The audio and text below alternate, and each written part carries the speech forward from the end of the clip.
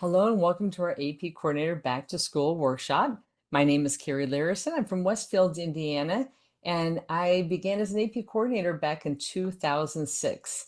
Now I'd like to introduce you to my co-host for today, Mark. Hi, everyone. My name is Mark Helgeson. I'm an AP coordinator at Riverside Brookfield High School in Riverside, Illinois, just outside of the city of Chicago. And I think I'm entering my 10th year as an AP coordinator. Welcome to today's session. Yeah, so let's go ahead and get started by discussing the role of the AP coordinator. Now, this statement comes from the AP Coordinator's Manual, Part 1, and this manual provides documented policies for all AP coordinators. But right now, I'd like to highlight this portion as it specifically describes our responsibilities throughout the school year. So you'll manage the exam registration and ordering process, the receipt, storage, distribution, administration, security, and return of AP exam materials, and the collection of fees and submission of final payment to the AP program. I also want to highlight the little icon you see on the bottom left-hand corner of the screen indicating AP Coordinator's Manual. That just shows you that there's more information available in the manual when you see that on a slide. So let's talk about who can and cannot be an AP coordinator.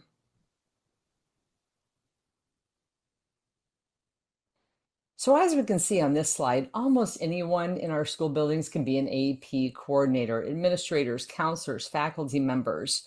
We can also designate another person, another additional authorized staff person to help us with this, and they just must meet the same eligibility requirements and follow the same policies and procedures as the AP coordinator.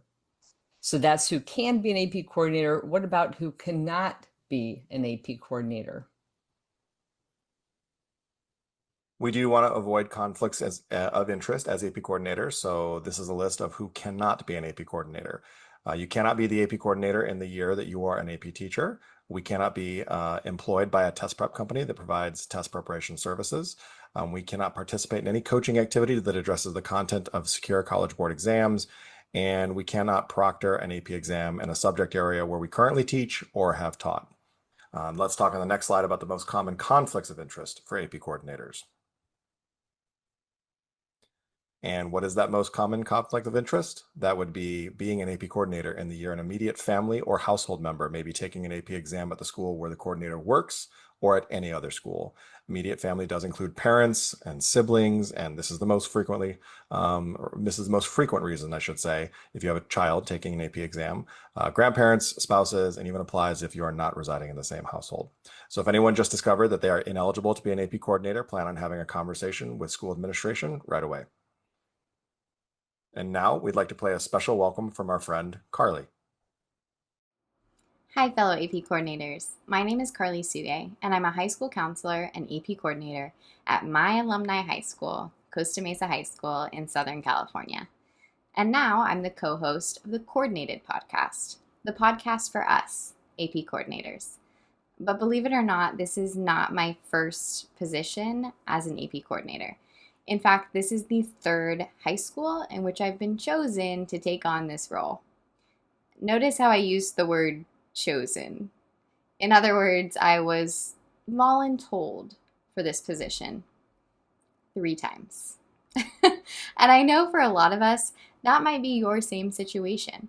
Someone left and you were placed into this position. You get a new position that also comes with the AP coordinator role, or your principal walked by your office and casually graced you with this opportunity. However you arrived here, you're here and you're not alone, my friends.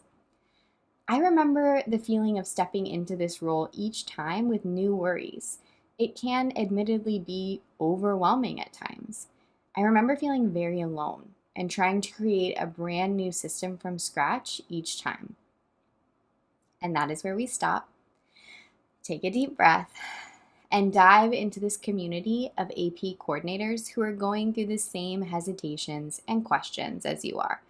And most importantly, a group of like-minded people to bounce ideas off of, brainstorm together, get their tips and tricks, and build your program to work the way that works for you. Stay tuned to hear more about specific resources that will truly help you along the way. Quick plug again for our coordinated podcast. If we've learned anything in the past few years, it's how to look for the silver linings, reframing our situation in a way that brings the best to light. And in that spirit, I encourage you to look at this position that you might have been voluntold for into a volun gift. Maybe we're working with students that we normally wouldn't be, stepping into a leadership role with teachers we wouldn't have considered before. And most importantly, we are providing an opportunity for our students to learn and grow in ways that they couldn't if we were not their AP coordinator. And that, my friends, is a true gift. While your students might not throw a celebratory parade for you after the end of AP exams, I'm still working on that kind of fanfare myself. Please know that you being here is a sign that you are taking this gift and running with it. You are in the right place, and we look forward to seeing you at many more learning opportunities along the way. You got this. We're all in this together. Have a great workshop. Thank you so much, Carly. Let's go ahead and jump into our agenda for the workshop we're going to share with you today. This is obviously the session for new AP coordinators. We're going to go through a program overview. We're going to talk about AP, dates, deadlines, fees. Then we're going to talk about how we're going to be here to support you throughout the course of the school year before we jump into sections 3, 4, and 5, where we're going to talk all about AP registration and ordering. That's the website we'll be referencing throughout today's workshop, the student enrollment process, and submitting our exam order. So let's go ahead and get started. As Mark just mentioned, our first section is a program overview. So in this section, we're going to learn about AP, and that includes understanding the important tasks and timelines we'll have. We'll review important deadlines and fees, and we'll identify who can help us on our campus this year. Now, you'll notice that each of these section breaks that we're going to feature a student submission from the 2024 AP Art and Design exhibition, and this one comes to us from a student in Hong Kong.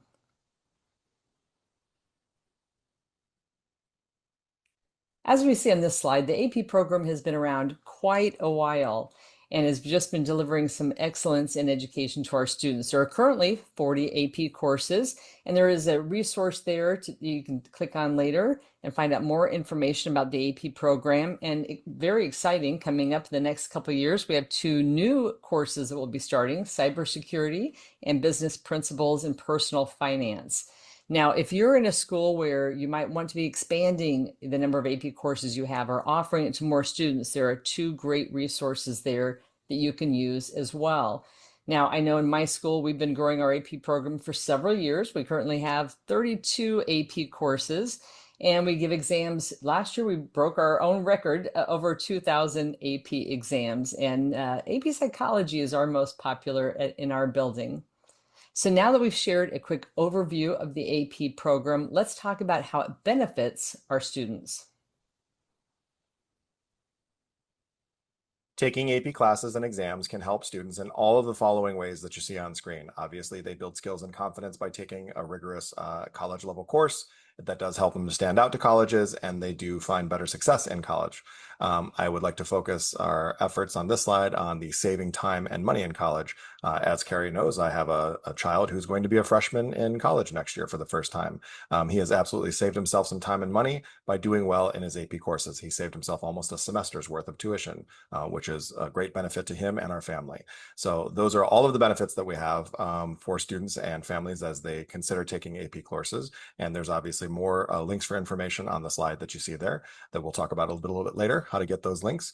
That is a brief introduction to the AP program and how AP exams benefit students. Let's take a look now at a bit more closely at those exams and their various formats. So beginning last year, we had 28 AP courses that used Blue Book to take either full or hybrid digital AP exams. And this slide really provides a great overview of the variety of AP exam formats for all of our courses. So as you see there, starting on the left, we have fully digital AP exams and hybrid digital AP exams. Those are on Blue Book. And then moving to the right, we've got some courses that use an AP digital portfolio system. We have Chinese and Japanese that are digital, but however, they're not on Blue Book. And then moving to the far right, we have our world language and music exams that also have audio files and paper exams. Now let's turn now to discussing all of these in just a little bit more detail for you. We'll start with those fully digital exams and what that actually means. So for fully digital format exams, students will complete the multiple choice and free response questions in Blue Book, and then all their responses will automatically be submitted at the end of the exam. And as we can see here, that mainly encompasses our social studies and our language arts courses, as well as computer science and environmental science. Now, it's important to note that all administrations, in other words, both standard and late testing, will be fully digital for all the exams that we see listed here. And we'll talk more about the standard and late testing in just a little bit. And let's move now into talking about those AP exams that are in a hybrid digital format. This is where students complete multiple choice questions and view free response questions in Blue Book. They handwrite their free response answers in paper exam booklets, which we as the AP coordinators then return for scoring. You can see here on our list of exams that apply, it's going to be primarily your STEM-based exams with a couple of notable exceptions in the AP macroeconomics and AP microeconomics exams. Again, just like Carrie said on the previous slide, with fully digital AP exams, for hybrid digital format exams, it's important to note that all administrations, both standard and late testing, will be in that hybrid digital format for all of the exams listed here. So, Carrie, in terms of digital AP testing, what's the one thing you want new AP coordinators to know about? Oh gosh, just one thing. I would say that honestly, the digital format exams were so much easier than I thought they would be. Saved a lot of time and effort over the paper exams from previous years. That's a great point.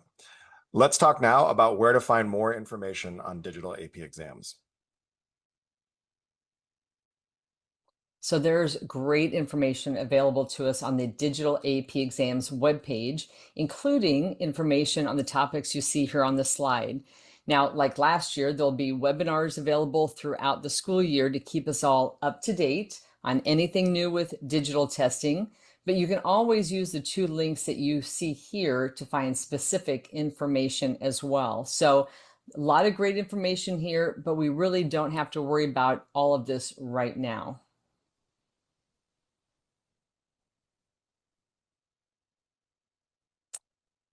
So a little further on the format. So the AP exams below require additional resources and or some special equipment to administer. So starting on the left, that first box, we have our digital portfolio system. And as you can see, that's our art courses, our capstone courses, and computer science principles.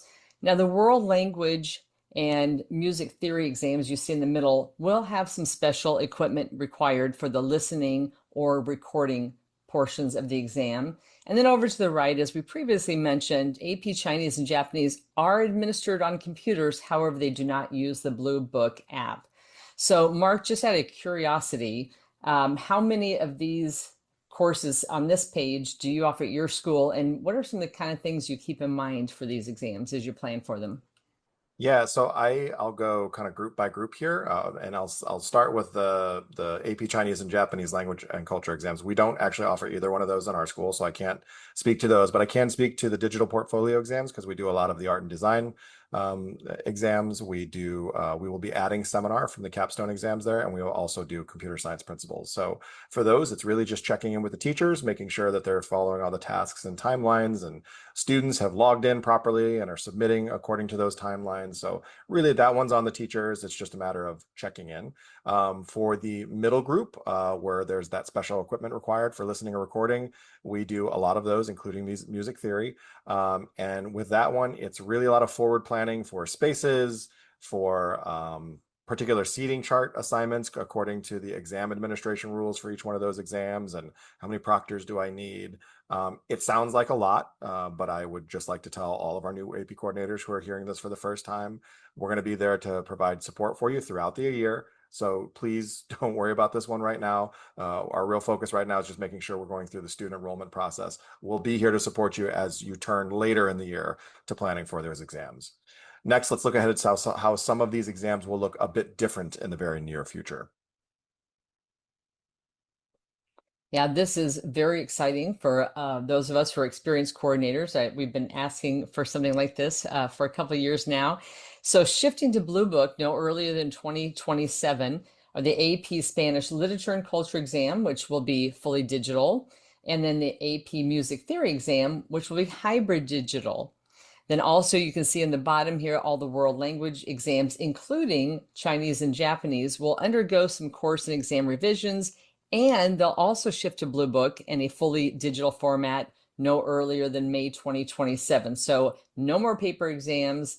Very exciting for many of us here. So as we can see on the left, one thing you might want to be thinking about is just planning for some wired headsets with microphones. But again, nothing really needs to be done right now. We just want you to be aware of the changes that are coming in the near future.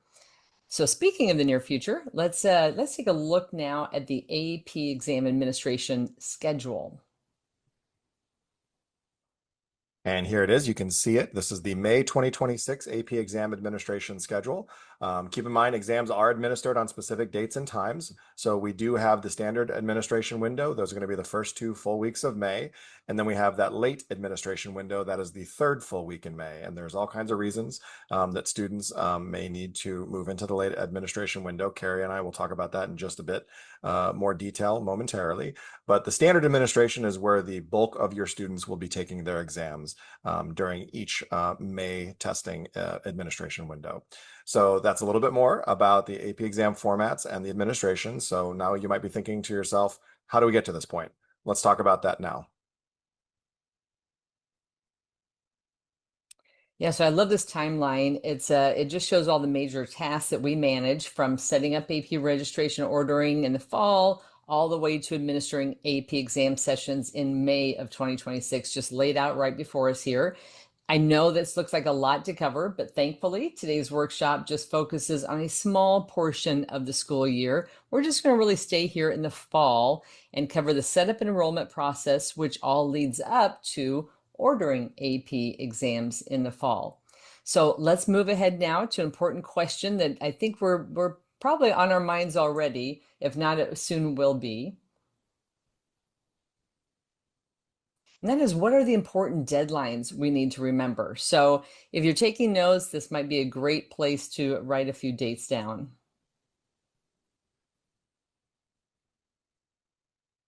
Now I want to start with our final ordering deadline, and that is November 14th, 2025. You'll see it's 11:59 p.m. Eastern Time. Personally, I never stay up that late, but we want to make sure you're aware of that.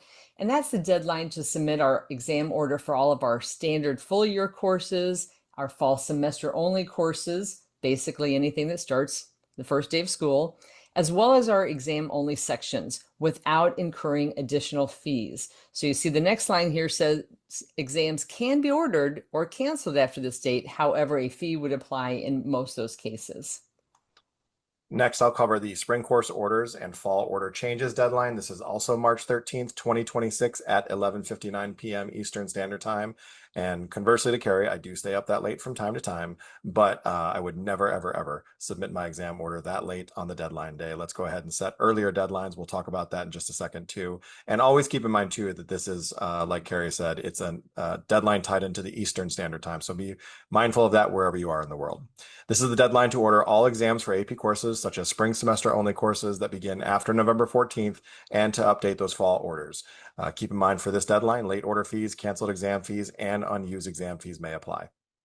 Yeah, Mark, you brought up earlier deadlines, so I'll just add here, if I can, that I do set earlier deadlines at my school well in advance of College Board deadlines. Our school actually starts early August, so my deadline's the end of August. That's my personal preference, but AP does provide us with a preferred ordering deadline of October 4th. So that might be a really good date for AP coordinators to share with their colleagues, with their students, parents, if they desire. It really it's to help you, it's to help us just provide us time to confirm our exam orders.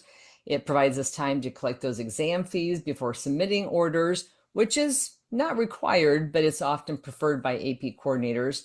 And since I mentioned payment, I will just add that payment is not due. The postmark deadline is June 15th. And we do have one more special note here. International schools working with test centers may have different deadlines and instructions. Now let's look at a little bit of exam fees for 2025-26. Now the cost per AP exam does remain the same this year as it did last year. That doesn't happen very often. So let's go over that first box. So here in the United States, our US territories, Canada, Department of Defense schools, that's $99 per exam. And what's new this year, and again, so happy to see this, that includes our AP capstone exams, seminar and research. Previously, those were a little higher cost. For the schools outside the United States, they're $129 per exam. And once again, that also includes the capstone exams, seminar and research. And as Carrie mentioned, the College Board fee reduction for eligible students does remain the same at $37 per exam. I would like to just remind us, every time you see in the top right corner of that screen there, the AP Coordinator's Manual Part 1 icon, it does indicate there is more information available. And in this instance, there's definitely information available about eligibility in the AP Coordinator's Manual Part 1. So go ahead and check that out when you have a chance. Yeah, and the last one you see here, the school rebate of $9 per exam. Let me explain how we get to that. So if we're charging students $99 per exam, we actually will only be invoiced $90 by College Board in the spring. So $99 that we're charging students minus $90 that we're invoiced leaves $9 remaining that we get to use for whatever will help our AP program at our schools.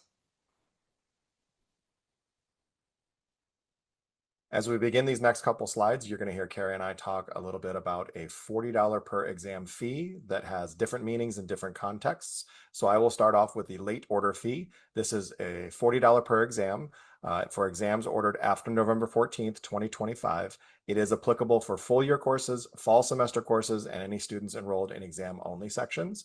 Keep in mind, this is in addition to that base exam fee that we talked about on the previous slide. And just like I said on the previous slide as well, there's more information in the AP Coordinator's Manual Part 1 for exceptions to this late order fee. Right, and the late testing fee, again, also $40, and that's applicable for alternate exams that are administered in the late testing window. So looking back at that calendar Mark showed us earlier, that's in addition to the base fee. However, really good news is that most reasons for late testing do not incur the $40 late testing fee. And we can go to that AP Coordinator's Manual Part 1 to see all the different reasons that do not incur the $40 late testing fee. Canceled and unused exams, they're very, very similar, but I just really want to point out that March 13th date right down the middle. That's really the difference between what we consider canceled exams and when we call them unused exams. So let's start on the canceled exam side. Those are, again, $40 per exam. And those are for exams canceled in AP registration ordering after that November 14th deadline, but prior to the March 13th deadline. Now, in this instance, that original exam fee is removed from the invoice and replaced by the $40 fee. Now, we always want to make sure that our invoicing is accurate, so we definitely want to make sure we get those canceled in AP registration and ordering. And I'm going to go ahead and move to the right of that March 13th, 2026 date indicator on the slide and talk about the unused exam fee, also $40 per exam. This is for exams that are ordered but not administered. We call those unused exams, and they cannot be transferred to another student during the exam administration window. The original fee, the original exam fee, I should say, is removed from the invoice, just like the canceled exam fee. And just like Carrie said as well, in order to ensure accurate invoicing, we do want to indicate an exam as unused in AP registration and ordering. There is a note down at the bottom of the slide that you'll see. AP coordinators can call AP services to request a waiver of the canceled exam fee for students undergoing circumstances where it's in their best interest to drop their AP class. This happens every year. We have students that are experiencing something like academic overload or maybe a mental health challenge where the student, the teacher, the parents, the counselor, we as the AP coordinators, we all agree it's in the student's best interest to drop that AP class at the moment. If it's after that November 14th final ordering deadline, no problem. Go ahead and drop that student. There will be a $40, $40 canceled exam fee that is added to the student's account. We can save those and call later to AP services to make sure that that exam fee is removed. So that covers deadline and fee information. Let's talk now about collecting AP exam fees. When it comes to collecting AP exam fees, how and when schools collect AP exam fees is a local decision. And the amount that schools collect for AP exam fees is also a local decision. Schools can collect prior to or after the exam order has been submitted. They can also utilize additional funding sources in lieu of collecting exam fees, or schools cannot collect any fees at all. Some schools collect deposits prior to ordering to cover their canceled or unused exam fees, and other schools collect the full exam fee all at one time. Many schools do receive additional federal and state funding. Some schools collect a small amount of incremental money to cover certain costs like proctors, rental fees for offsite testing, and so on. And keep in mind too, refund policies are a school level decision as well. Another special note, schools and international test centers continue to determine how and when to collect exam fees and how much. Now I'll just talk briefly about my school and how we manage this.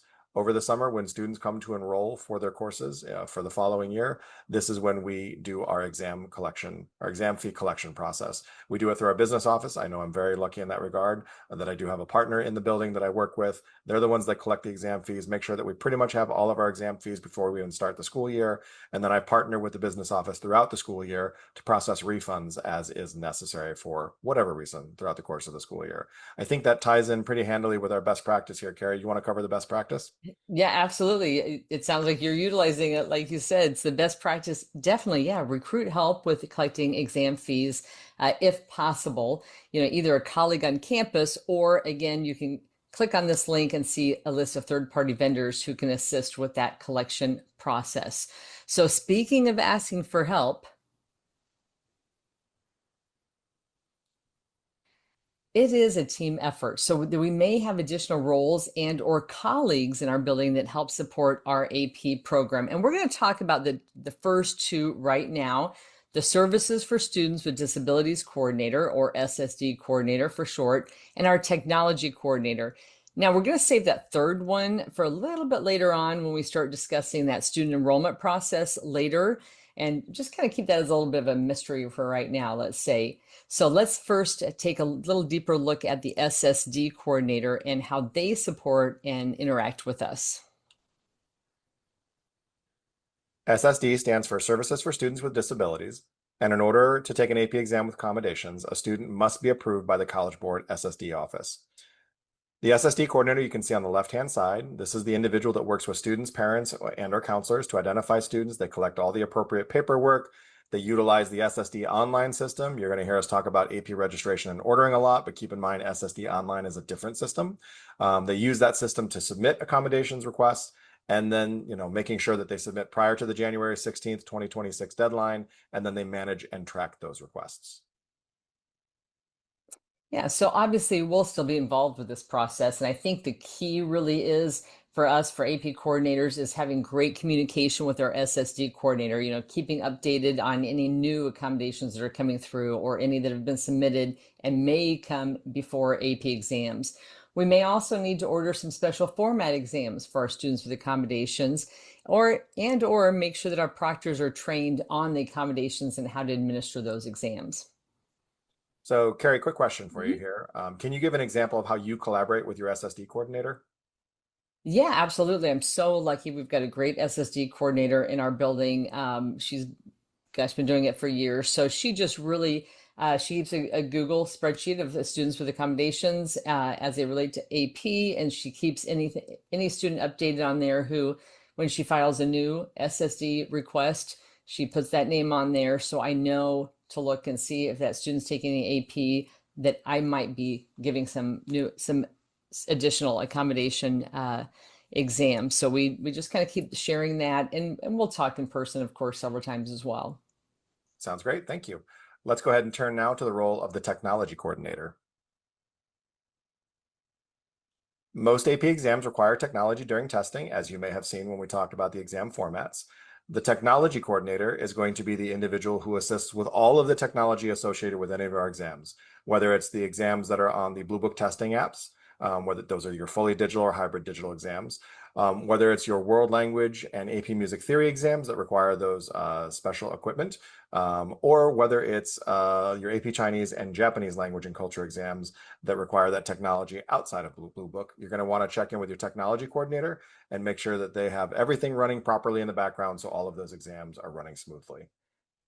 Yeah, and again, for me, the key here is communicating with our tech coordinator, as AP coordinator. In my mind, like if it involves specific technology, software, hardware, then our tech coordinator gets involved because, well, quite frankly, I can't do that. So if it has to do though with the exam experience for our students, then that would be something I would handle, like making sure they're familiar with the apps and the technology and that they're comfortable and that everybody's comfortable with that technology. We may also be submitting our recordings for scoring through the digital audio submission for those world language exams and music theory exam. So that covers the two main roles we interact with throughout the year. Again, we're going to save that third one for just a little bit later. But first, we do interact with many, many other colleagues in our buildings that will help support our AP programs as well. So let's take a look at that. Now, the first one is our leadership team, and you can see all the different ways that we will coordinate with our leadership team. For me, if it involves money, fees, or policies, I definitely make sure I touch base with leadership. I'll cover our good friends in the counseling office. We really couldn't do this without counselors. They're the ones that are, just generally speaking, helping us understand who's already in an AP class, who might be considering an AP class, and who might be leaving an AP class at any point. They're the ones who encourage persistence for AP students to make sure that they're sticking with it throughout the year. And especially when it comes to that exam administration time, if there are any students experiencing challenges, I know the counselors are always the ones that we rely on to make us aware of any of those situations. Now, AP teachers might be obvious here that they're on this list, but I think in regards to how they interact with us, with the AP coordinators, personally, I really rely on them to assist with the students' enrollment in class section. They're the ones who see the students on a day-to-day basis and can help with some of those situations and making sure students are enrolled. This next one is the communications team at our school, whether that's an individual, whether that's a team of people that take care of anything like updating the website, sending emails to AP students and our parents, or doing district-wide social media blasts. If you don't know who your communications people or person is at your school, it's a good idea now to start asking around and see if you can figure out who that individual is, because you will have to communicate widely and broadly as an AP coordinator. Now, maintenance staff or custodial staff might not really be someone on your radar as someone who will be helping you as an AP coordinator, but I'll let you know right now, during exam time, they are invaluable. At my school, they are constantly setting tables up, tearing them down, setting them up again, almost on a daily basis. So they really save me a lot of time. And our last group is the proctors, and we could not do this at all without the AP proctors. Those are the folks that are in the rooms on exam day, making sure that we're following all of the College Board exam administration guidelines, making sure everything is tip-top and is running smoothly to make sure our students are supported for all of that hard work that they did throughout the course of the school year. So always keep in mind your proctors are going to be that final role that we engage with as an AP coordinator. And that concludes our AP program overview section. Let's look now at how we will be supporting you throughout the coming year. Yeah, so section 2, there's resources and supports for us. Here in this section, we're going to learn about the web and print resources that are available to us through the year.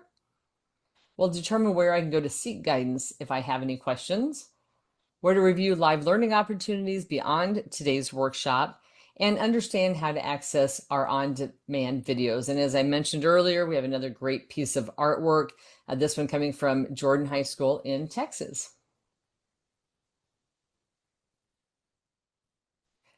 So let's start with our web and print resources. The first is our AP Coordinator Experience webpage, and this is likely how you found us today, and it's how you can keep in touch with us throughout the year. So this page has the latest training, professional development opportunities, and resources for us, specifically for AP coordinators. Many of those are hosted by the AP Coordinator Experience team. Mark and I are part of that team. Some will be in person, and some like this are online and on demand. So again, continue looking at this throughout the year for new information. Now let's take a look at our AP Coordinators Manual.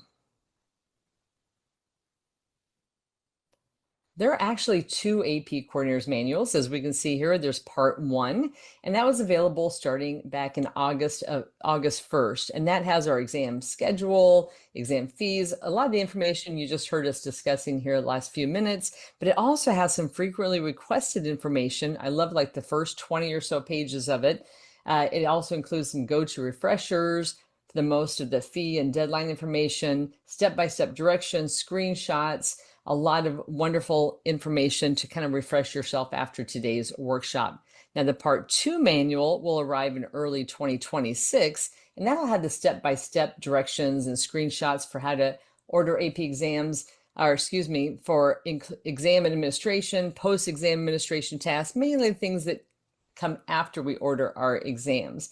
So to access this resource, we want to download and review it at the link provided here on the slide. One additional note again, international schools working with test centers may have deadlines and instructions that vary from what's found in the AP Coordinator's Manual, Part 1. And where else can we find the AP Coordinator's Manual? Right here at the AP Coordinator Resource Library. This is the place to find and download any AP publication. Truly, it's the year-round location to manage AP registration and ordering, and also to prepare for our AP exam administration. In addition to the manuals, you can find items here that are helpful for the exam admin, like the AP exam instructions and AP accommodations guide. Those are going to be really helpful in the prep process for the exam administration in May of 2026. And as well as those, you're going to find additional exam day resources like the AP exam seating chart and exam day door signs. Keep in mind this site is updated throughout the year as new resources become available, and all you need to do to access this is click the link on the slides to access the resource. We also have the AP Coordinator community, and as you can see, a little snapshot of it here on the left. It's an online collaboration space.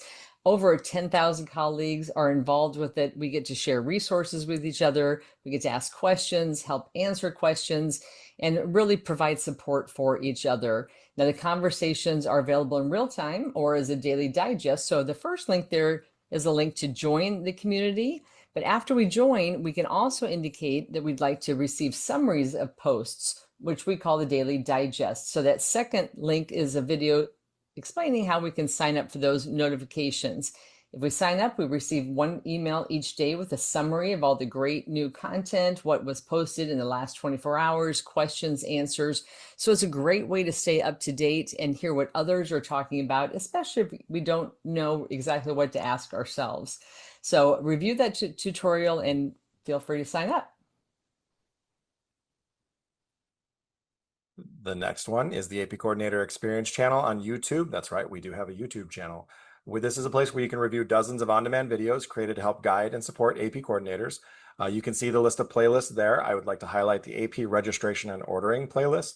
During the course of this video, you're going to see me do some demonstrations in AP Registration and Ordering. If you go to the YouTube channel and find that AP Registration and Ordering playlist to go back and get some refreshers, there are going to be kind of sister videos to this one where you'll just cover the same demonstrations, but in their own separate video. Accessing this resource is easy. Just click the link on the slides and bookmark the channel. Now let's talk about our AP Coordinator training opportunities. This first one, always a big favorite among coordinators, is Chat with the Coordinator. And this is where we can collaborate with a smaller group of AP coordinators. We'll discuss really whatever the participant brings up and would like to discuss. Every hour is a little bit different, and we just benefit from our shared practices. We stay on track. They are just 1 hour Zoom sessions. They're offered multiple dates and times. There are some that are specifically set for new AP coordinators. So again, attend as often as you like. They're going to begin here really soon, and you can click on the link there for registration for these.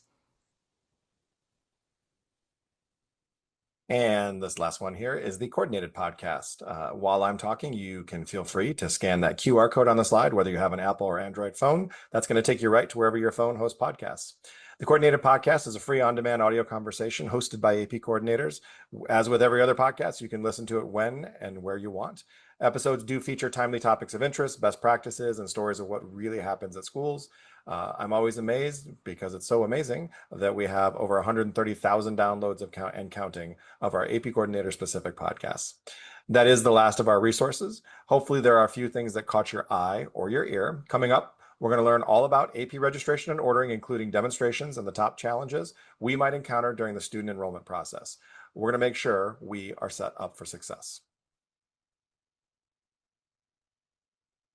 That brings us to section 3, our AP registration and ordering. This is where we'll learn how to access this tool. We'll review how teachers become eligible to teach AP courses, understand how we can create class sections for our AP teachers and students, and identify how to account for AP classes that start at different times of the school year. And as with previous sections, here's another great piece of artwork. This one's coming to us from Sutherland High School in District Heights, Maryland. I think it's a great time now to go back and kind of look at our year-long timeline here and orient ourselves, see where we are, and get started with our AP registration and ordering process. So where are we? Well, we're at the very beginning of the school year here, so that could be August or September for you. So everything we review together in this section will happen right at the beginning of the school year. And what's our first step here? That would be acquiring our access code. And the access code is required for the initial setup of AP registration and ordering. It's emailed to the AP coordinator and principal beginning August 1st, so it should already be with someone at your building. And it's a new code each year, so even experienced AP coordinators need that new access code each year. So if you don't have it, maybe check your junk or your spam email folders. If you're a new AP coordinator, best bet is to first start with your principal. But if that principal does not have it, you can always call AP services. Now, once we have our access code, what do we do with it? We first sign in to myap.collegeboard.org. We want to sign in using our College Board professional account. So if we do not have one already, we can go ahead and set up a new account. We don't want to create multiple accounts though, so just be careful on that. We want to indicate our role as the AP coordinator, verify our school information. That's where we need the access code. And then like most websites, we're going to review and accept the terms and conditions for our access. And once we are in, we are going to stop by myap.collegeboard.org. That's the website. It's the hub for AP information, resources, and tools. I do love this slide because it shows 3 separate groups and why they all go to that same website. So for AP students, they go to MyAP to access their MyAP profile and AP Classroom. This is where they're going to receive those instructional resources from who? Their teachers. AP teachers go there to access AP Classroom as well. This is where they're pushing out those instructional resources to those AP students. And then AP coordinators, we go there to access AP registration and ordering. When we get there, after we log into myap.collegeboard.org, we click on the AP registration and ordering link, and that will take us to AP registration and ordering. And this is where coordinators provide school-specific and program-specific information.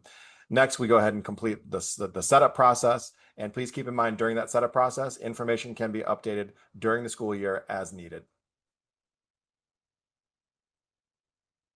And one of the things we'll do here is set up fill out our AP participation form. And this really just serves as an agreement to exam administration policies. We do have to have it electronically signed and submitted by us, by the AP coordinator, before we can submit an exam order. Now, this is available in AP registration ordering on the settings page. And then once we complete it, a copy will be sent to our principal. And as a best practice, really just to avoid extra steps, just have it all filled out in one time during the initial setup. Now, remember when we talked about that team effort and we talked about the SSD coordinator, the technology coordinator, we said there was that third role. Well, here it is. It's the AP course audit administrator. Now, much like the SSD coordinator, this may or may not be someone who also serves as the AP coordinator. So in other words, it could be you as well. So the AP course audit administrator is responsible for managing the course audit process. And that really has a direct impact on the AP registration and ordering process. So let's talk about that a little more in detail. So AP courses need to be authorized by the AP program through the course audit. And really the course audit is there to confirm that the teacher is aware of the course scope and the exam information. And it's also required for us to be able to include the designation of AP on our transcripts. So again, very, very important. Now there are 4 great links here. So whether or not you're the AP coordinator, I recommend taking a look at these, but especially if you are the AP course audit administrator, you're definitely going to want to click on these links and find out a little bit more information. So You might be asking why this is so important to us in our setup process. So let's take a look at that right now and find out. So for AP teachers and someone who's teaching a new AP course, the AP course audit is used to submit the online course audit form, which really just takes a few minutes of their time. Now, the teachers then do have to adopt an AP unit guide or submit a course syllabus, but that syllabus could be their own syllabus, it could be a colleague's that's already been authorized for that same course, or it could be a sample syllabus that College Board provides for them. The deadline for that is January 31st. The next thing that happens here is the AP Course Audit Administrator. Let's talk about that person. This is the person who accesses AP Course Audit to approve the teacher's AP Course Audit form. They work with that teacher if their course syllabus is not approved. They renew courses in AP Course Audit for returning AP teachers, and then they're going to go ahead and just check the platform for notification emails. And for us, for AP coordinators, it's important because each teacher's name will then appear in AP registration ordering after their course audit form is approved. And again, that approval is done by the school's AP course audit administrator, not necessarily the AP coordinator. And so again, why do we care? Well, we care because in order for us to do our work, we need those teachers' names to appear in AP registration and ordering. So now that we know it's really important, what do we need to do? Well, let's just take a look at the teachers. For returning teachers, no action is required on their part. Returning AP teachers who are teaching the same AP subjects, they're going to still be an AP course audit and an AP registration ordering. However, as we just mentioned, for new teachers, or maybe they're a current AP teacher, but they're teaching a new course for the first time, that's when that action is required. That's when they must complete and submit the course audit form in AP course audit. Now, one additional note, international test centers that only administer exams do not need to go through the course audit process. All right, Carrie, we are now going to introduce a new term, and it's one that everyone in education knows and has used a million times, but it is also specific to AP registration and ordering. So I have a question for you. What is a class section? Well, as it relates to AP and AP registration and ordering, a class section is really where students will enroll to gain access to AP Classroom that you mentioned earlier, the instructional resources that teachers can give them through AP Classroom. Student enrollment in class section also allows the AP coordinator to order exams for them. Now, honestly, this really pretty much mirrors my master schedule in my building. It's the same AP courses, the teachers, and the periods, and I set it up just like I do straight from the master schedule. Now, we really want to do this as early as possible, preferably before the school year begins, because again, we want those teachers to have access to AP Classroom as soon as possible to start pushing out all those great resources to their students. Now, teachers can set up their own class sections. We can do it, of course, but teachers are also able to do that. However, if the teachers are creating it, you might want to give them some guidance on your naming conventions. It really is nice, at least a lot of us prefer to have consistent naming of them. And it's important for a lot of reasons, but one in particular, the section names are what we're going to look under and when we get our official AP score report. So it's helpful to know exactly what those courses are. So Mark, how about sharing a little bit about how does this work for you? So who creates the class sections? When do you do it? All that. So I'm happy to answer that. I will start by saying I adore the AP teachers at our school. They are fantastic. They do all the hard work in the classroom with the kids to help them be successful. And I prefer that they don't do this at all. I just like to do it all myself at the beginning of the year. And I actually don't share with them typically that this is something that they can do. I do have a teacher or two from time to time who has figured out that they can create their own AP class section. And if they, just like you were talking about it, I do make sure it's consistent with my master schedule. I think that's key there, and it's key for that AP score reporting process. I want to make sure we can always identify which class was this, where was it on our master schedule the previous year? Does it work better if we want to do a data analysis? Does it work better in the early period of the day, late period of the day, all of that? But that's how I do all of that at my school. I try to just do it all myself, make sure it's nice and consistent, and then I'll edit any class sections that someone may have created all on their own and just have a quick conversation and say, hey, I edited your class section. Just go ahead and please leave it for the future. And that usually works out just fine. So yeah, absolutely. That's how it works at our school. Great. All right, so there are three options for our class section. When we go in here in just a moment, Mark's going to do our first great demo for us, and he'll show us what this looks like. But just to let you know ahead of time, there's three options. We have standard full year, so courses that run the whole full school year. We have fall semester only that start at the beginning of the year and then end at the end of the first semester, first trimester. And then our third option is spring semester only. Now, the word spring may be a little misleading because it's any section that starts after November 14th. Remember, that's that first ordering deadline. So that could be trimester courses, maybe some block schedule courses. Now, the deadline for those to order exams is March 13th. So it's really important to make sure we mark those as spring semester only courses because late fees don't apply to those exams, the exam orders, until after March 13th. So just some examples, maybe that you very know this at your school, but some of the maybe one semester courses could be things like macro, micro, econ, government, maybe a lesser extent AP psychology. So again, Mark, I think it's a great time to jump in and do our first demo.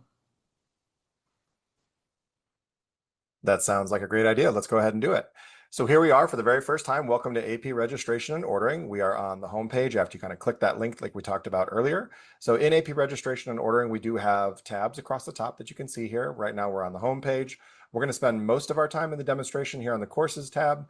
We're going to spend a little bit of time on the Students tab. You also have your Orders tab, which you can use to help organize your order before you submit. The Packing List and Invoice tab is where you go and do some work during the exam administration, and all of your setup information can be found here in the Settings tab. So first, let's talk about how do we create class sections. I'd like to tell stories for each one of these to make it a little more meaningful and kind of place some context around it. So let's pretend for this first situation that we're pretty much right where we are right now. It's the beginning of the school year, and I need to go in and create a class section. Our student services department has reached out and basically said, hey, we've got a couple class sections already. Let's go to that courses tab and take a look. Here are all the AP courses we offer at our school. You can see it's a really great school that offers a lot of really fantastic instructors. Isaac Newton's teaching AP Calculus AB, George Washington Carver teaching AP Biology. Great school. We're going to go down here to our AP English Literature and Composition class, where William Shakespeare is already teaching period 1. And we're going to be asked to create a period 3 class section by the Student Services Department because something changed in the master schedule. And we want to make sure that we add that period 3 class section for another fantastic teacher, Langston Hughes. How do we do that? We go ahead and click Add Section right here. This is the same for every single AP course. You click Add Section. A pop-up box will appear. And like I said, I want to call it period 3 because that would be consistently naming it with our master schedule. So I simply just type in period 3 where it says section name, how many students. We want to exist in an ideal world here and say maximum number of students. We're going to cap that at 20 for an AP class. I'm going to leave this standard full year class section because that's what we're practicing for here. Most of our classes are going to be standard full year. I'm going to just keep that just like that. And then here's our list of AP course audit and authorized approved teachers: Langston Hughes, Toni Morrison, or William Shakespeare. Like we said, we're looking for Langston Hughes. Once I click his name, I see this turn yellow right here where it says create section, and then away we go. I can just go ahead and look at my AP registration and ordering site and see I'm ready for Langston Hughes to teach period 3 for AP English Literature and Composition. Great. Now let's pretend it's a couple days afterwards. Something has shifted again. We've just heard word that the master schedule has shifted and that period 3 class needs to be shifted to period 4. Can I go ahead and do that? Do I have to delete this section? Can I just rename it? Yeah, that's right. I can just rename it. I go to this Actions drop-down menu. I click Edit Section right here. All I need to do to rename this is change that 3 to a 4, hit Save, and then like magic, period 3 has now become period 4. Okay, let's just say this one more time. Something has happened. We're still at the beginning of the year. That period 4 class we've just found out, it's going away. It's going to be absorbed back into period 1. So what do we do for period 4 for Langston Hughes's class? How do we delete that? No problem. I go back to this Actions drop-down menu, and I do have an option to delete the section. So long as no students are enrolled in this class section, I can go ahead and delete it. I can't do that for the period 1 class section because there's already 4 students enrolled there. But for right now, I can delete Langston Hughes period 4 class section because no one's in there. I simply click delete section. It says, are you sure you want to do this? And then there we go. Yes, I do. I delete it and it's gone from our system. Now, let's move forward in time a little bit here. Let's pretend for this story that we are in January of 2026. We've just started the second semester. We do have a second semester English literature and composition, I should say a spring semester only English literature and composition class. How do I create a class section for that? Is it any different? A little bit, but not really. It starts the same. It's going to be period 5, by the way, on our master schedule. So I'm going to type in period 5 for the section name. Nothing different there. Again, nothing different for the maximum number of students. It's going to be 20. I am going to go here and click on this drop-down menu and choose spring semester only, and watch what happens as soon as I click that. It's going to give me a little bit of extra information. It's going to say, when does this class start? Well, I am pretty sure we start January 5th, 2026. That's when we come back from winter break. And then it's going to say, are you sure that that's the start date? And I have to click yes to attest to that. Why is it asking me this? It's asking to make sure that this start date is after that final ordering deadline of November 14th, 2025. That just makes sure that the system is aware that students who enroll in this class section are not charged any of those additional late order fees. They're going to be charged for only the standard base fee up until that spring course orders and fall orders changes deadline. Nothing different here again with teachers. I choose Langston Hughes because he's going to be the instructor. Hit create section. And then how do I know, just by looking at it, how do I know that this is going to be a spring semester only class section? Pretty easy right here. They include a little tiny little 2 here that you see. And if you hover over it, it does say spring semester only section, which does indicate that there are different deadlines that do apply to this class section. All right, Carrie, that is our first demonstration all about creating class sections. I'm going to take you back to the slide here. All right. It was just a Well, little thanks bit more so information. Yeah, thanks so much for that. And that concludes our AP registration ordering section. So let's move on to our next one, section 4. Now we're ready for student enrollment. So we're going to learn about student accounts. We're going to understand how students enroll in those class sections we just created, review what resources are available to help us with those student enrollments, and then identify how we can support students who are not taking AP courses at our schools. And again, this is the first 3D piece of artwork that we get to see here, and this comes from St. Louis, Missouri. All right, so let's take a look back on our timeline slide, and everything we review together in this slide, in this section, excuse me, will happen right at the beginning of school. We're still at the beginning of the school year. But what's one thing, if we're going to get ready here, what's the one thing you think students might need to get started? Well, if you guessed student accounts, you'd be correct.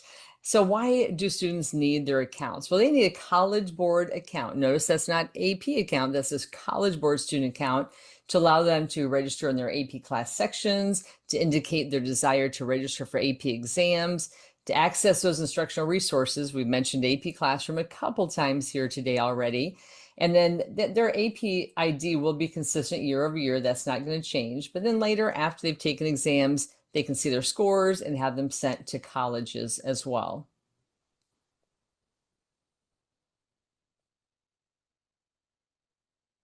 And let's also continue talking about student accounts.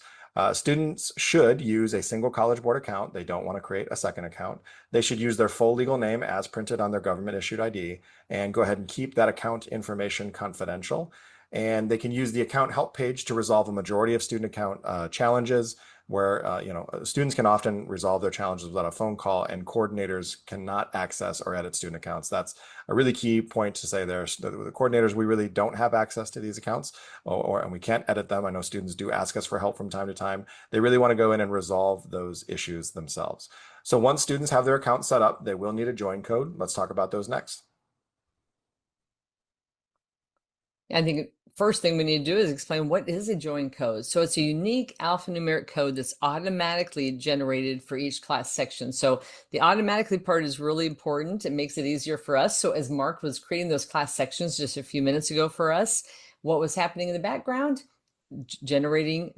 College Board was generating those unique join codes for each of them. So now distribution of them, once we have those join codes, once those class sections are created, either we or the teachers can distribute those join codes to our AP students. Now, we don't really want to share those join codes outside of our school. So we don't want to put them on our website, because any student in another part of the country Googling, join code for AP US History, I don't want them joining my AP US History class if they're not in my school. Now the usage, this is students really want to do this to enroll in the class section because we want them to have access to their AP classroom. So even if they aren't planning on taking the exam, we really want to encourage them to join, again, for that AP classroom usage.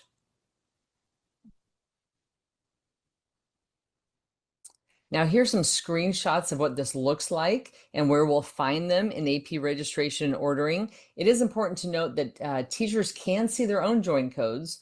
They can't see any other teachers, just their own, but we can see the join codes for all the class sections. So Mark, I think the screenshots are great, but I think it'd be even better if you show us where to find these in the demonstration. Not a problem. Let's go back to AP registration and ordering. That's where we are right now. I'm going to always start on the home page, just do a refresher how to get to each page right here. So for this one, let's pretend we've got a student who's come to our office. They need some assistance with accessing a join code and enrolling for their class section. We're going to go back to the courses tab. This is where we're going to scroll down to that English literature area, and we're going to choose that period 1 class section, William Shakespeare's period 1 class section. Where in order to find a join code, all we need to do right here is go back to that actions drop-down menu. We've edited sections, we've deleted sections, and then I just have to click right here, see join code, and then that pop-up will appear. This time when the pop-up appears, we don't have anything to do. All we need to do is provide that join code to that student. We can just show it to them. We can have them write it down. Doesn't really matter how you do it, but have the student enroll in their class section by logging into their College Board student account, inputting that join code, and then boom, there they go. They're going to be enrolled in AP Classroom, and typically that means they're also going to automatically be enrolled for their AP exam. If we wanted to, we could go ahead and click print code here, and that would we could print it out, that we could give a piece of paper with the join code on it for the student and send them on their way and say, please enroll whenever you can. Typically, I do not do that, but there is one other thing I'd like to tell you with join codes, and that's all the way at the top here. This little download section info with join codes area. If I click on this, I can download a spreadsheet. I typically take it, clean it up, put it in a shared Google Sheets. We're a Google school. I share that with all of my teachers, and that's it. That's the start of our enrollment process. I say, here's your join codes. Here's our enrollment deadline. Please go ahead and get started on this process. Let me know if you need any assistance. So that is all about seeing join codes. Let's go back to the slides here. Yeah, so now we're going to talk about how all this works together. And let's start with a quick video, which is the first of 2 really helpful resources. Welcome back, AP students. It's time to join your AP class section. It's easy. Go to myap.collegeboard.org on a computer, tablet, or smartphone and sign in to your account. If you don't have an account, just create one, but do not create a duplicate account. Can't remember your login? It's the same one you use to access your AP or PSAT and MSQT scores, or to register for the SAT, or that you used to access My AP last year. There you go, and you're in. Click the Join a Course or Exam button and enter the unique join code that your AP teacher or your school's AP coordinator gave you. Verify the class information, fill out your registration information, and that's it. Congratulations, you've enrolled in your AP class. Be sure to stay up to date on your assignments, practice your skills, and watch AP daily videos.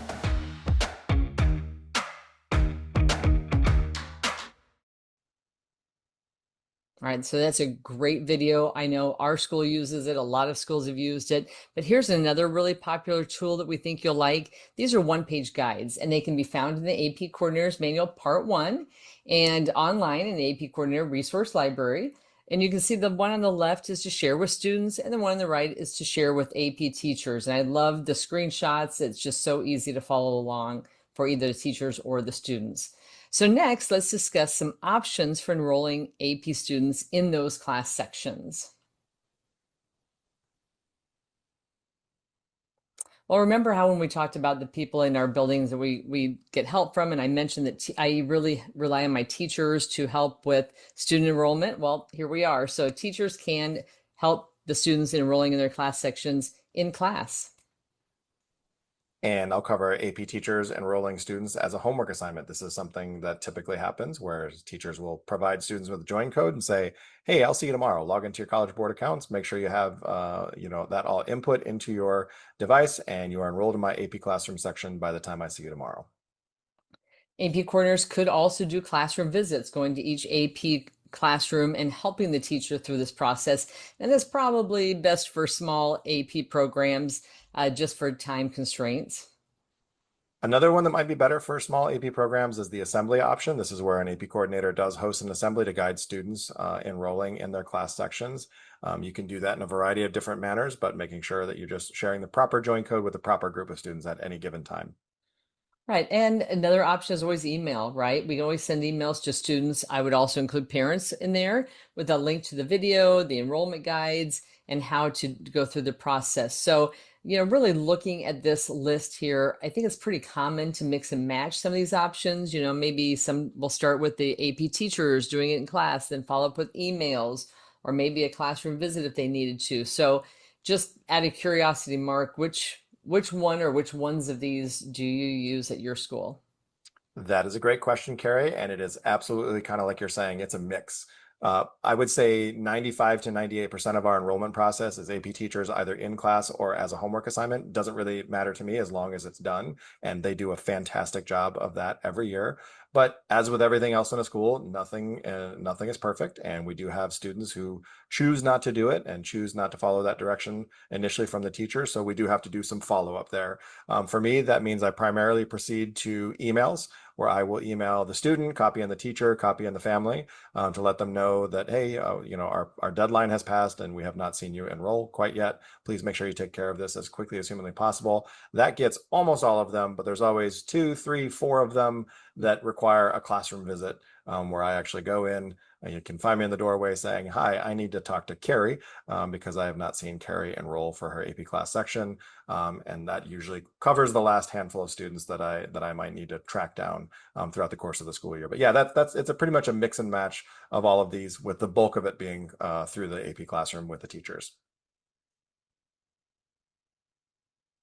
All right, so everything we just covered, the class sections, the join codes, the student enrollment, that really covers almost all students and almost all situations. However, there is one more kind of related bonus topic that we want to talk about next, and that's the exam only. So I think it's helpful if we first talk about who are these exam only students, right? So who are they? Well, they could be independent self-study students. Maybe your school doesn't teach a particular course that they're interested in and they self-study for it. Maybe you don't offer exams, but they've studied there. Or maybe they're just not enrolled in an AP course. Oftentimes it just doesn't fit in one of our students' schedules, so they self-study for it. It could also be students who attend another school, either outside your community, outside your district, outside your state, for various reasons.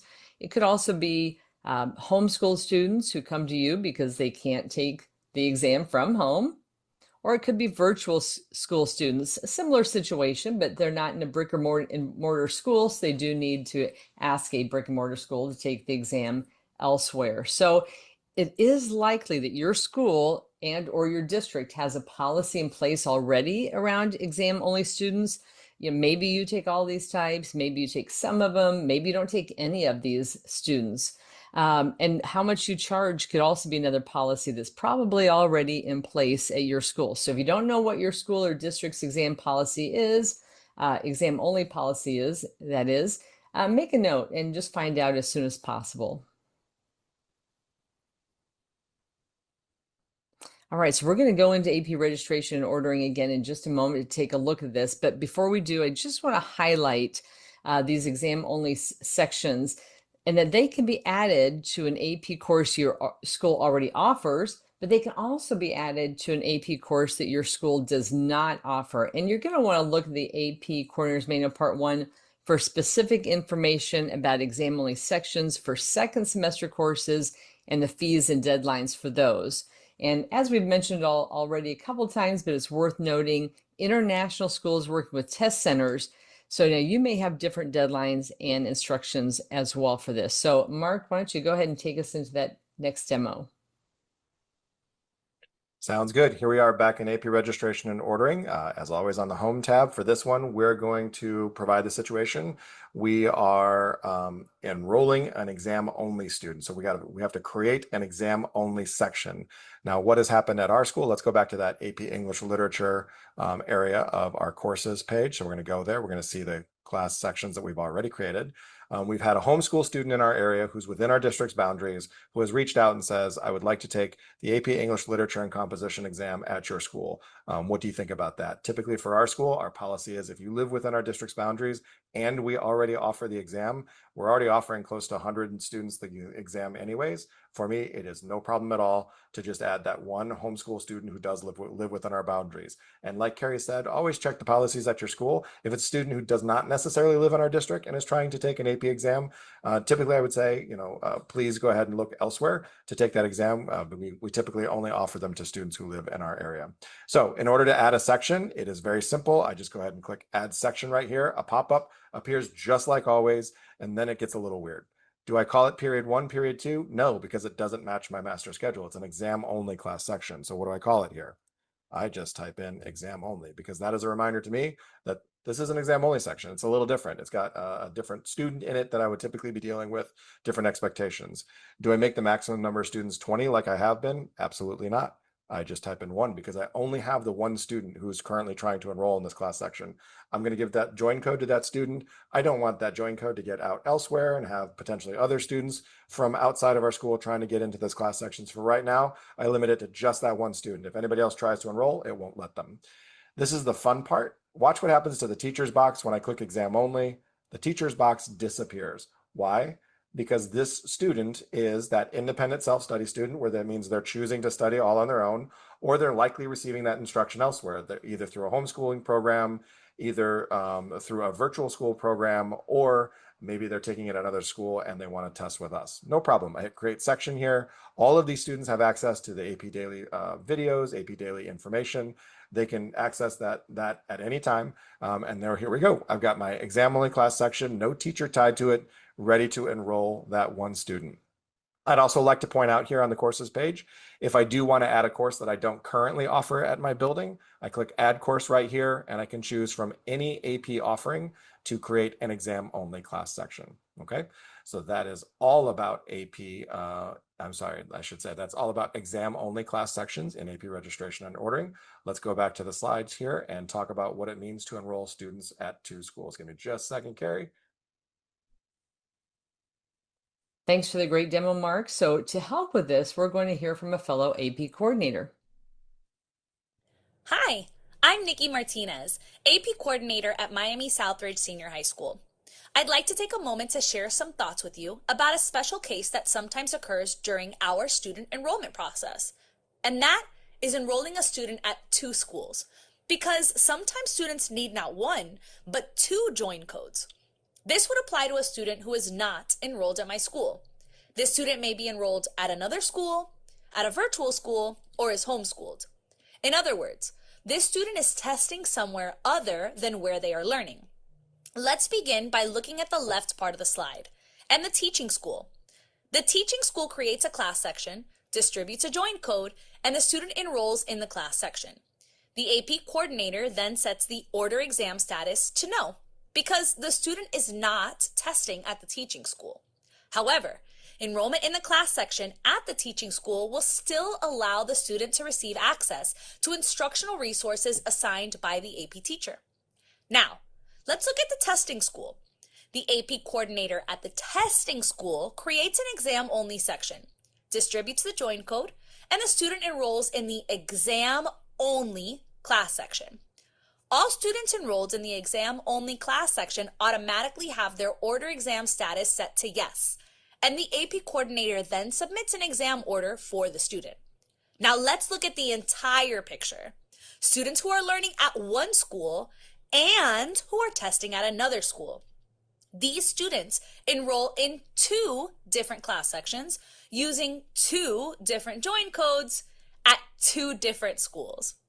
Thank you for a moment of your time, and good luck with the start of the school year. Now, back to your workshop.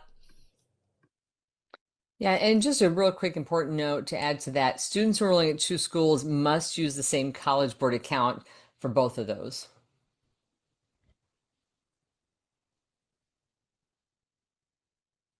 Well, that brings us to section 5, AP exam order. And here we'll discuss how do we manage schedule changes. I'm sure I'm not the only one that has those during the year. How do I support transfer students? How do I actually order the AP exams? And really importantly, how do we get these slides? So a great piece of artwork here from Somerset Prep Academy in Homestead, Florida. All right, one final time, let's take a look at that school year timeline. Hopefully we moved on a little bit. And we are actually we're in the month of October, maybe November, as we start reviewing the ongoing management and submission of our order for our AP exam. So first, let's take a look at how to manage schedule changes prior to submitting our exam order. So AP coordinators do manage AP exam orders by using the following actions in AP registration and ordering. And again, I'm just going to run through these briefly, and Mark will jump in and show us a great demo on each of these as well. So change section, that happens to me quite a bit during the school year. We're on trimesters, so in between trimesters, from trimester 1 to 2 to 3, they're changing sections a lot, from maybe one teacher to another teacher, same teacher, but a different period. Some who maybe choose not to continue the class might still want to take the exam and move to exam only section. Sometimes students just can't make it through the AP course and choose to drop the course and not take the exam. So we would use drop student. And then of course, we almost always have students who transfer out of our school or into our school. And it's very important to use a transfer out specific functions or transfer in function for those students to make sure that we're giving them the right information and that they're not charged an extra fee. So again, Mark, why don't you take us into AP registration and ordering and show us each of those actions.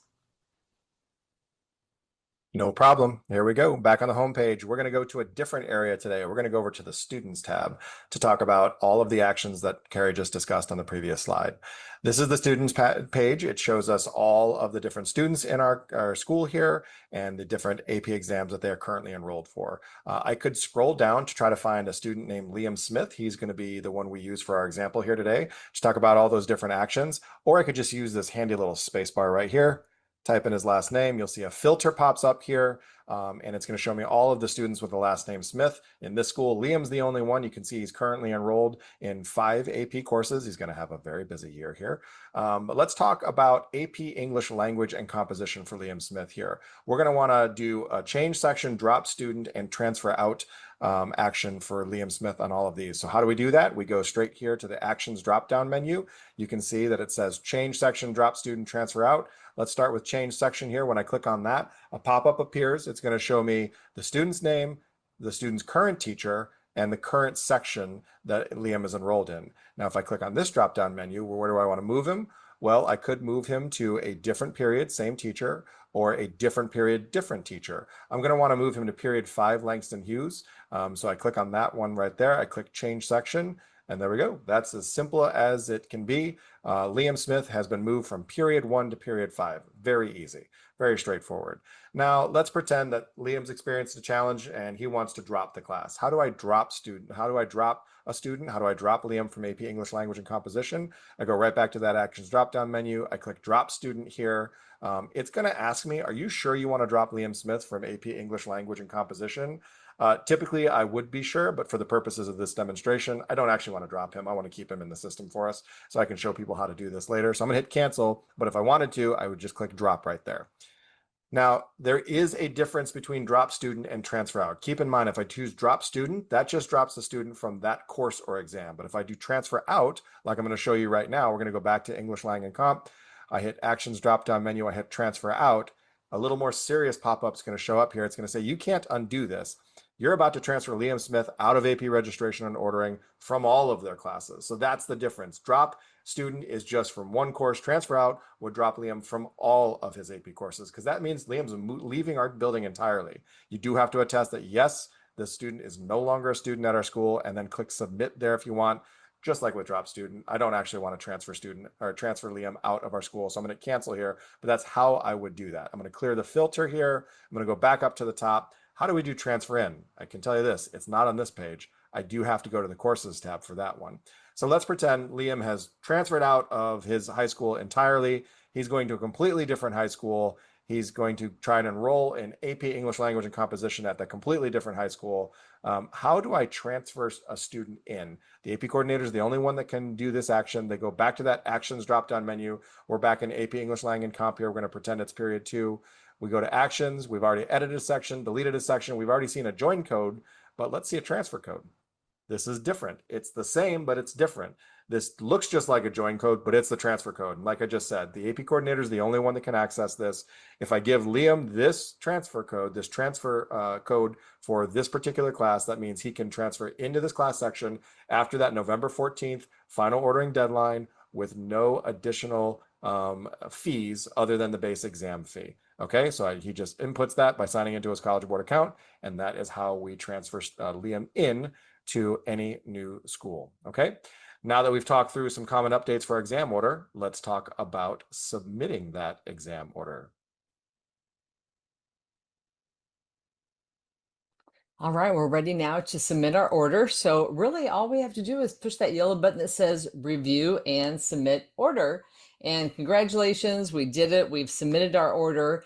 But just as a reminder, we can submit and update our order as often as needed. So remember I said I usually submit my first order back at the end of August. I guarantee you that's not the last time I submit my order. I review and submit it multiple times after that up until that November 14th deadline. So, students might change section throughout the year. A lot of different things can happen. So we just want to continually monitor our AP exam order just to make sure that all of our updates are accurately reflected in AP registration and ordering. Now, before we wrap up today's workshop, let's talk about how we'll be here with you and for you throughout the entire school year. This is our annual overview and resources slide, and I really like it because it shows us a couple different things. First, across the top, you can see kind of our level of busyness as we move throughout the school year. Red indicates a higher level of busyness. Green indicates a low level of busyness. I'd like to point out where it says August through November, it's currently in red, but as Carrie mentioned earlier, if you set that earlier deadline, you can move those greens from December and January over to October and November. So earlier deadlines make sure that you're not quite as busy with the student enrollment process in October and November. In the middle there are some important dates that we've discussed throughout the course of today's workshop. And then across the bottom are all those resources and supports that we mentioned and when they are available to you, including the back to school workshop, which you are listening to the on-demand version right now. And I would like to highlight our chat with the coordinator sessions in both the fall and the spring. Okay, we also want to share just a few more valuable resources before we officially wrap our time with you in this video today. Yeah, the first is this great academic calendar, and it covers all the major dates that are important to coordinators, deadlines, the exam administration dates, key dates such as those fee reduction deadlines, shipping and invoice postmark, all the important things to us. It also includes dates for our AP Coordinator Experience Team live events like our back to school workshop next year and our chat with the coordinator that'll be coming up in fall and spring. And you can check it out right here at this link. The next two resources are ones you will receive each month. They are the monthly AP Coordinator emails. The first is the AP Coordinator newsletter, which features reminders for upcoming deadlines and new resources, monthly checklists, links to important course-specific information, and notices for upcoming AP events. The second is the AP Coordinator Training, Professional Development, and Resource email. This features previews and registration links to upcoming training opportunities, links to those most recent coordinated podcast episodes, to recently released on-demand training videos, and to helpful resources for AP coordinators. You can create an email folder for all AP-related emails by school year. That's a great best practice. I know I do that every year. And it's worth noting we do not have to do anything to receive these emails. Both go automatically to the AP coordinator and the backup AP coordinator. All right, and our last resource here is a summary of all the great contact information, things you might need throughout the year. So we've got our information for AP services for educators as well as AP services for students. Remember, those are two different sites. We've got information on course audit, services for students with disabilities we've talked about, and then some other wonderful websites here for you. I do want to point out that AP services for educators and students each have a live chat feature available on the website. So sometimes it's just a little easier, and I know our students prefer live chat rather than actually talking on a phone. So it might be a little bit more convenient for you as well to use that live chat button instead of making a phone call. So one more resource to go. It has been a pleasure being with you today. Please go ahead and check the video's description to find a survey. We are always open to hearing feedback from AP coordinators on how we can continue to improve sessions like these. We would appreciate your time and thoughts. A special bonus, if you complete the survey, you will gain access to the slides from today's video. Again, my name is Mark Helgeson. Thanks so much for spending time with us. Yeah, absolutely. And my name's Carrie Larison. Again, just appreciate all you do for your AP students, and thank you for joining us here today.